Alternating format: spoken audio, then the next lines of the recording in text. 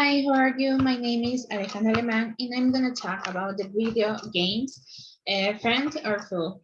I think playing video games is fun and it's a normal part of teenagers' life, but there is a small group of kids who have a hard time controlling the time they spend playing video games, and it's best to set limits to avoid these kinds of problems.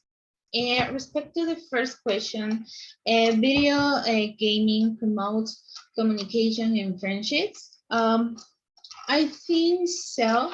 When it comes to team video games, I have had the opportunity to watch my nephew play, and I have heard that he communicates with kids from other countries.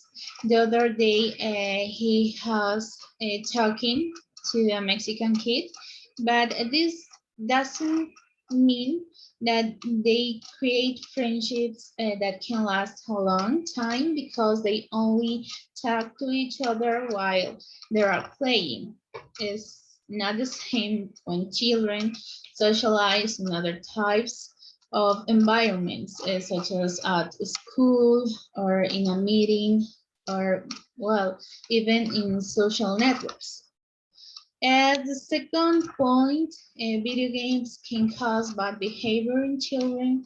I think it depends on the type of video games that children or teenagers play. That is, there are currently a variety of video games, but I think the ones I know the most are a little violent.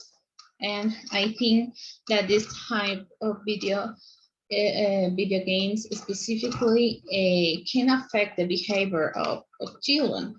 Studies shows that children who experience more violence in their virtual worlds tend to demonstrate more aggressive thoughts and behaviors and angry feelings in the real world.